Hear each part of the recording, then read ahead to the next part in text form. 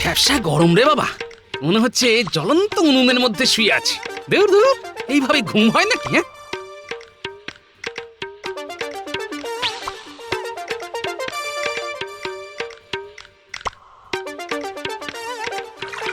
কি ব্যাপার গো? আজ এত সকাল সকাল ঘুম থেকে উঠে পড়লে যে? ও, জল তেষ্টা পেয়েছে বুঝি? আগে না গিন্নি, ওমা, তাহলে কুঁজো থেকে জল ঢাললে কেন? খাবো বলে নয়, মাথায় ঢালবো বলে। আহ, শান্তি। বলি হচ্ছেটা কি? ঠান্ডা করছি গিন্নি, মাথা ঠান্ডা করছি। এই জল আনতে আমাকে রোজ 2 মাইল করে পথ কুঁজো কাঁধে করে হাঁটতে হয়, আর তুমি কিনা সেই জল মাথায় ঢেলে। ওহ!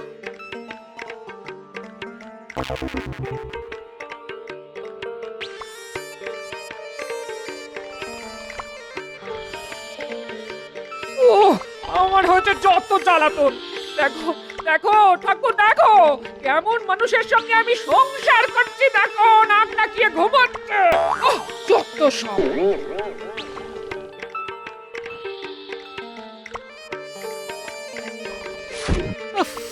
বাপরে বাপ, কি গরম, কি গরম।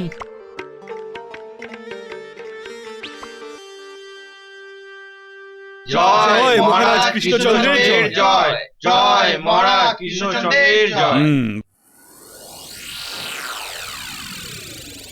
এ কি, আজও গোপালের দেরি? হ্যাঁ, আমি আমি এসে গেছি মহারাজ, আমি এসে গেছি। কি ব্যাপার গোপাল, আজ রাজসভা শুরু হওয়ার আগেই তুমি রাজসভায় পৌঁছে গেলে? হ্যাঁ, আজ বুঝি কোনো বিশেষ দিন? বিশেষ দিনই বটে।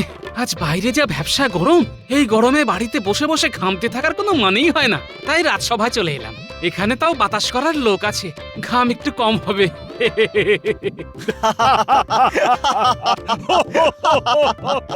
ওহ গোপাল, তুমি দিন দিন বড্ড ধরিবাজ হয়ে উঠছো।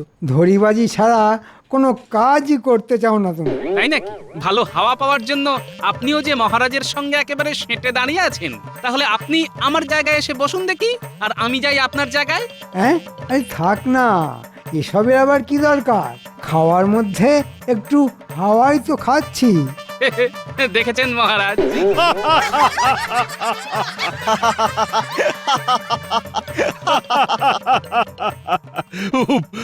বাবা গোপাল, তুমি পারো বটে।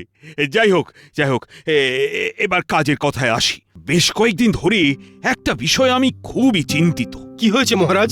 শত্রুরা বুঝি কৃষ্ণনগর আক্রমণ করতে চলেছে? নাকি আপনার শরীর ওই দিন দিন দুর্বল হয়ে পড়ছে মহারাজ? না না, দুটোর একটাও নয়, চিন্তা অন্য বিষয়ে। এবার একটু ঝেড়ে কাশুন তো মহারাজ, কি হয়েছে না বললে চিন্তার সমাধান বেরোবে কেমন করে? হ্যাঁ, তাও ঠিক। আসলে হয়েছে কি, আগামী রবিবার নবাব বাহাদুর আসছেন কৃষ্ণনগর ভ্রমণে। আর তোমরা তো সবাই জানো নবাব বাহাদুর কেমন খামখেয়ালি মানুষ। তাই আমি ঠিক করেছি, নবাব বাহাদুর কৃষ্ণনগর আসার সঙ্গে সঙ্গে আমি তাকে একটা উপহার দেব। বাহ বাহ, উপহার পেলেই নবাব বাহাদুরের মন ভালো হয়ে যাবে, আর তখন নবাব বাহাদুর আর আপনার পিছনে লাগতে আসবে না। নবাব বাহাদুরকে ঠান্ডা করার দারুণ উপায় খুঁজে বার করেছেন মহারাজ। কিন্তু এখানে একটা সমস্যা আছে মন্ত্রী। আবার কিসের সমস্যা মহারাজ? কিছুতেই ঠিক করে উঠতে পারছি না নবাব বাহাদুরকে কি উপহার দেব। যা গরম পড়েছে, নবাব বাহাদুরকে এক পাত্র ঠান্ডা জল আর একটা তালপাতার পাখা দিন মহারাজ। জল খেয়ে নবাব বাহাদুরের পেট, আর হাওয়া খেয়ে নবাব বাহাদুরের মাথা, দুই ঠান্ডা থাকবে। তা অবশ্য মন্দ বলনি গোপাল, তবে এরকম উপহার পেলে নবাব একেবারে তেলে বেগুনে জ্বলে উঠবে। তখন সামলাবে কে শুনি? মহারাজ, আমার মাথায় একটা বুদ্ধি এসেছে। মানে আমি একজন মৃৎশিল্পীকে চিনি যে হুবহু মানুষের মতন দেখতে মাটির পুতুল বানাতে পারে। তাকে দিয়ে যদি নবাব বাহাদুরের একটা মূর্তি বানিয়ে নবাব বাহাদুরকে সেটা উপহার স্বরূপ দেওয়া যায়, তাহলে কিন্তু নবাব বাহাদুর খুব খুশি হবেন। হ্যাঁ, বাহ বাহ বাহ, আমাদের কৃষ্ণনগর তো মাটির পুতুলের জন্য বিখ্যাত। সারা দেশ জুড়ে তার সুনাম। এরকম একটা উপহার নবাব বাহাদুরকে দিতে পারলে নবাব বাহাদুরও খুশি হবেন আর আমাদের শিল্পেরও সঠিক ব্যবহার হবে। কি বাকিদের কি মতামত শুনি? আমরাও একমত, মহারাজ। আমরাও একমত।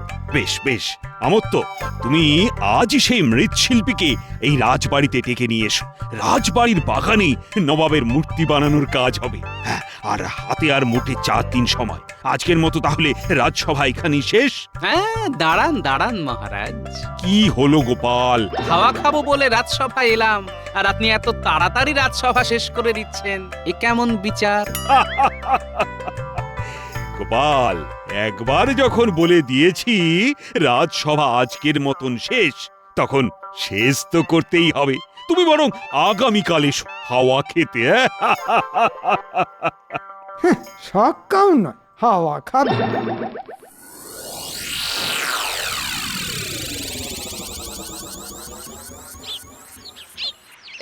এই যে ভাই, শুনছো? ও ভাই, আগে বলুন অমাত্য মশাই। হ্যাঁ, মহারাজ চান তুমি একবার রাজবাড়িতে যাও, সেখানে থেকে তোমাকে মুর্শিদাবাদের নবাব বাহাদুরের একটি মাটির মূর্তি আমাদের মহারাজকে বানিয়ে দিতে হবে। মহারাজ যখন ডেকেছেন তখন না বলি কেমন করে? চলুন চলুন অমাত্য মশাই।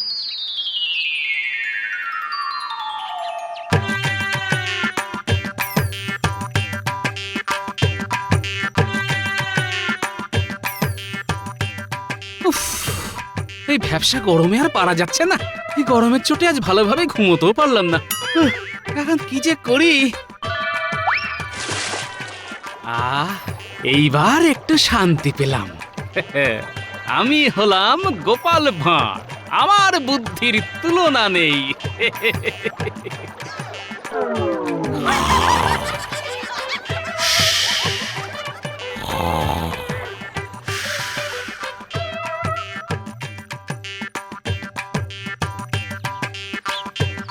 শোনো হে, মূর্তি যেন হুবহু নবাব বাহাদুরের মতন দেখতে হয়। হ্যাঁ, সে নিয়ে আপনি কোনো চিন্তা করবেন না মহারাজ। এমন মূর্তি বানাবো যে আপনি বুঝতেই পারবেন না কোনটা আসল নবাব বাহাদুর আর কোনটা আমার বানানো মূর্তি। মুখে বড় বড় কথা আছে, দেখবো কাজ কেমন করো। কাজ ভালো না হলে তোমাকে মাটি দিয়ে লেপে রাজবাড়ির দরজায় প্রহরী সাজিয়ে দাঁড় করিয়ে রাখবো, এই বলে দিলাম। হ্যাঁ, নাও নাও, হাত চালিয়ে কাজ করো দেখি। এবার আসছে রবিবারের মধ্যে মূর্তি বানানোর কাজ কিন্তু শেষ করতে হবে তোমাকে।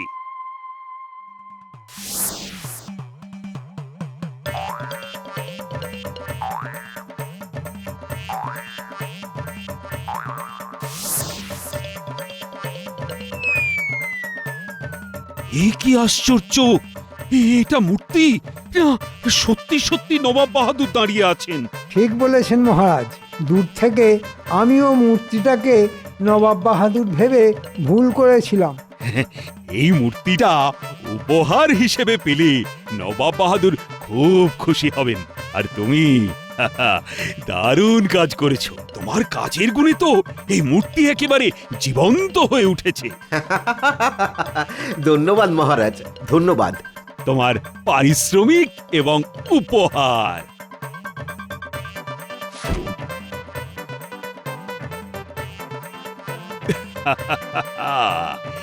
এবার শুধু আগামীকাল নবাব বাহাদুরের কৃষ্ণনগরে আসার অপেক্ষা।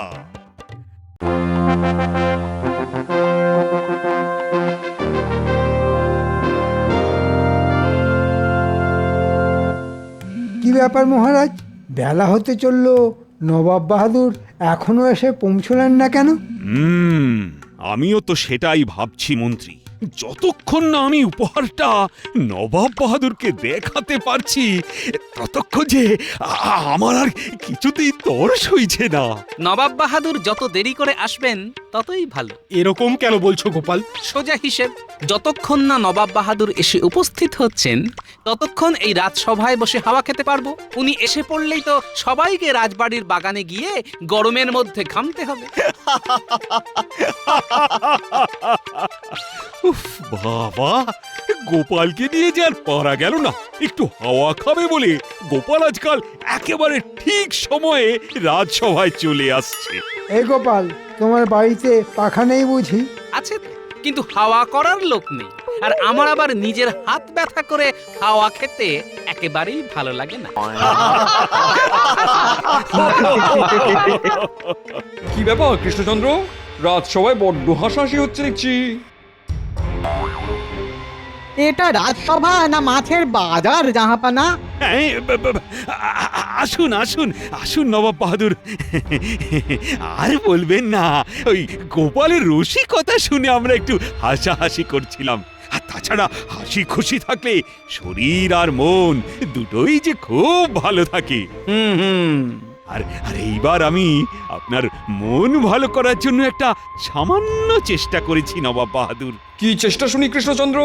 আগে সেটা তো এখানে দেখানো যাবে না, সেটা দেখতে হলে আপনাকে রাজবাড়ির বাগানে যেতে হবে। তাহলে চলুন জাহাপানা, গিয়ে দেখে আসি রাজা কৃষ্ণচন্দ্র আপনার মন ভালো করার জন্য কি ব্যবস্থা করেছে। হ্যাঁ চলো, দেখেই আসি।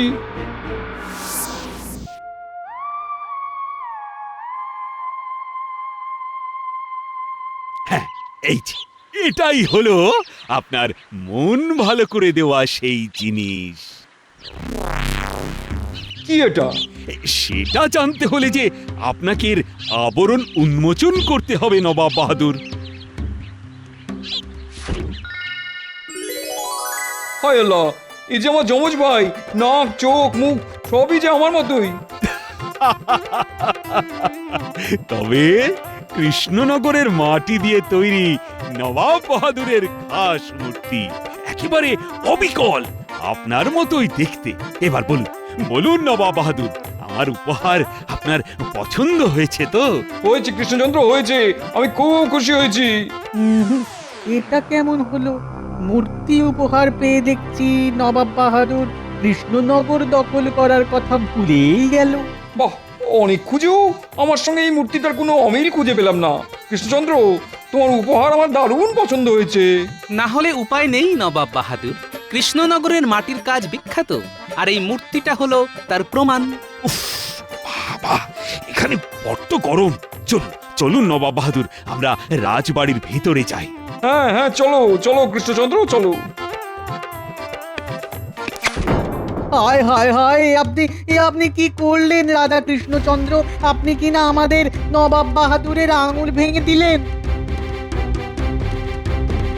এই সত্যি তো, কিভাবে যেন কাপড়টা জড়িয়ে আঙুলটা ভেঙে গেল। আপনি আপনি কোনো চিন্তা করবেন না নবাব বাহাদুর, আমি এক্ষুনি মৃৎশিল্পীকে ডেকে আঙুলটা আবার জুড়ে দেওয়ার ব্যবস্থা করছি। না না না, আঙুল জুড়ে দিলেও যে অপমান আপনি আমাদের জাহাপানাকে করলেন সেটা জোড়া লাগাবেন কেমন করে শুনি? হ্যাঁ, অপমান? কোথায় অপমান? আপনি প্রথমে মূর্তিটা দেখিয়ে বলেছিলেন এটা হুবহু আমাদের নবাব বাহাদুর, আর এখন কায়দা করে তার আঙুলটা ভেঙে দিয়ে আপনি আমাদের বলতে চাইলেন এই রাজ্যের দিকে হাত বাড়ালে আপনি নবাব বাহাদুরের আঙুল ভেঙে দেবেন। সত্যি তো, এটা তো আমি আগে ভেবে দেখিনি। এই কৃষ্ণচন্দ্র, তোমার এত বড় সাহস! না না, মানে মানে আপনারা ভুল করছেন, আমার মাথায় এত কিছু ছিল না। আমি ইচ্ছে করে মূর্তির আঙুলটা ভাঙিনি নবাব বাহাদুর। একটা যখন কারণ পেয়েছি তখন কি আর ছাড়া যায়? না না না না না, রাজা কৃষ্ণচন্দ্রকে ছাড়বেন না নবাব বাহাদুর। রাজা কৃষ্ণচন্দ্র কিনা আপনাকে ডেকে নিয়ে এসে অপমান করলো। না, ছাড়ার কোনো প্রশ্নই ওঠে না। আমি এক্ষুনি কৃষ্ণচন্দ্রের গর্দান নেবো। এটা আপনি একেবারে সঠিক সিদ্ধান্ত নিয়েছেন জাহাপানা। সর্বনাশ! হ্যাঁ, এই সামান্য একটা মূর্তির আঙুল ভেঙে যাওয়ার জন্য গর্দান? ঠিক, একদম ঠিক সিদ্ধান্ত নিয়েছেন নবাব বাহাদুর আপনি। কিন্তু আপনি হলেন বাংলার নবাব, আপনি যার গর্দান নেবেন তাকে একটা শেষ সুযোগ দেবেন না, এটা কি হয়? গোপালের কথায় কান দেবেন না জাহাপানা। পিছন থেকে তো কাপুরুষরা ছুরি মারে, আপনি তো আর কাপুরুষ নন, আপনি হলেন বাংলার নবাব। তাই একটা শেষ সুযোগ যদি... কথাটা মন্দ বলনি গোপাল। বেশ, আমি কৃষ্ণচন্দ্রকে কালকের দিনটা সময় দিলাম। কাল ঠিক এই সময় এই জায়গায় কৃষ্ণচন্দ্রকে রোদের মধ্যে 1 ঘন্টা ঠায় দাঁড়িয়ে থাকতে হবে। যদি কৃষ্ণচন্দ্রের মুখে আমি এক ফোঁটাও ঘাম না দেখি, তাহলে এই যাত্রায় কৃষ্ণচন্দ্র বেঁচে যাবে। আর যদি আমি কৃষ্ণচন্দ্রকে ঘামতে দেখি, তাহলে কালই আমি কৃষ্ণচন্দ্রের গর্দান নেব, এই বলে দিলাম। সাবাস সাবাস জাহাপানা সাবাস। কাল দেখবো রাজা কৃষ্ণচন্দ্র কেমন করে বেঁচে ফেরে।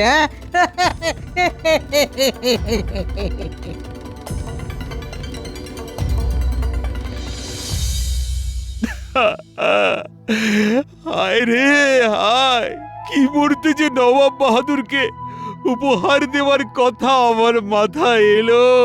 হায় হায় হায়। ভয় পাবেন না মহারাজ, গোপাল থাকতে আপনার কোনো ক্ষতি কেউ কোনো দিন করতে পারেনি আর পারবেও না। নবাব বাহাদুর কি বলে গেলেন শুনলে না গোপাল?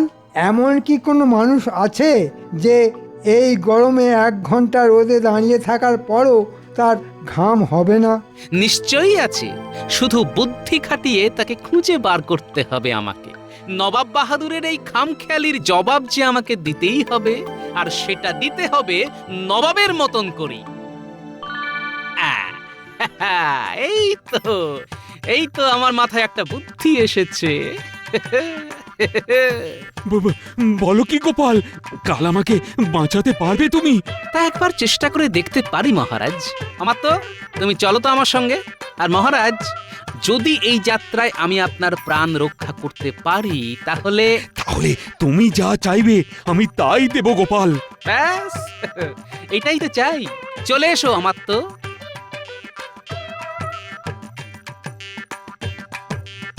কি মনে হয় গোপাল আমাকে বাঁচাতে পারবে?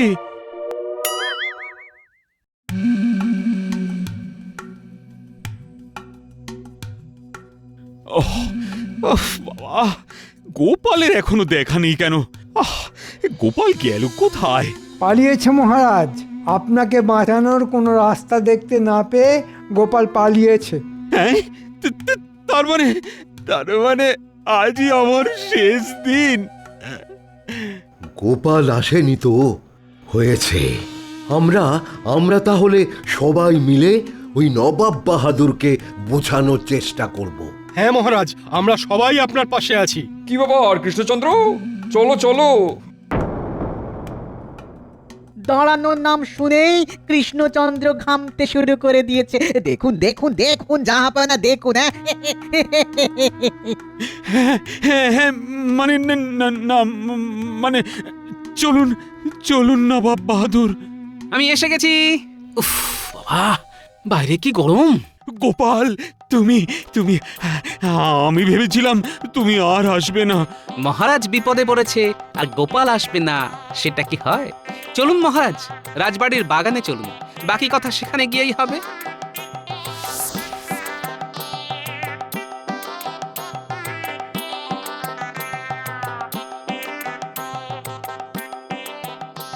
কি এটা আবার কি? এটাই তো আসল মহারাজ। এই গোপাল, এসব কি? আগে আপনি বলেছিলেন এই রোদের মধ্যে মহারাজকে 1 ঘন্টা এখানে দাঁড়িয়ে থাকতে হবে, আর যদি মহারাজের মুখে ঘামের বিন্দু দেখা না যায়, তাহলে আপনি মহারাজকে ছেড়ে দেবেন। হ্যাঁ বলেছিলাম।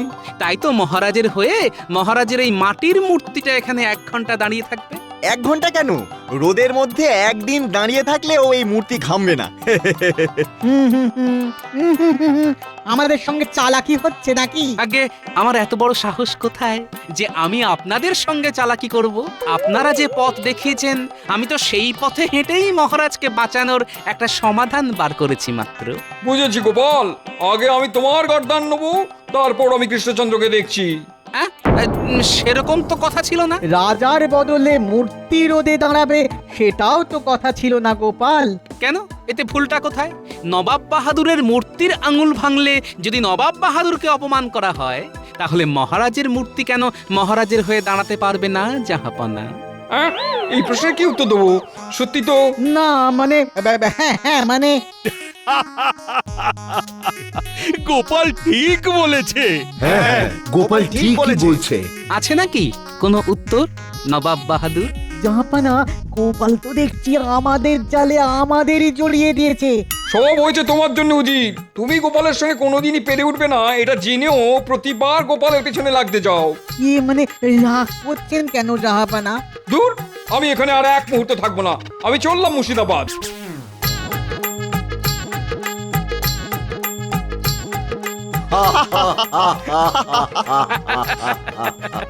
সাবাস গোপাল, সাবাস। আজ তোমার জন্য আমার প্রাণটা বেঁচে গেল। আগে এবার একা আমি নয়, আমার সঙ্গে অমাত্য আর ওই মৃৎশিল্পী না থাকলে এই যাত্রায় আমি একা কিছুই করতে পারতাম না। আমত্ত আর মৃৎশিল্পীকে তো আমি উপহার দেবই, কিন্তু এই ভাবনাটা যার মাথা থেকে বেরিয়েছে তাকে আমি সর্বোচ্চ পুরস্কার দিতে চাই। বলো বলো গোপাল, কি পুরস্কার নেবে তুমি?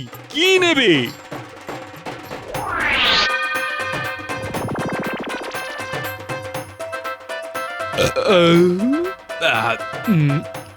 এটাই হলো আমার সর্বোচ্চ পুরস্কার। গরমকালটা এইভাবে কাটিয়ে দিতে পারলে যে আমি হব এই পৃথিবীর সবচেয়ে সুখী মানুষ। নবাব স্বপ্নেও ভাবতে পারেনি তাকে এইভাবে ঘামের দাম দিতে হবে। কেমন দিলাম?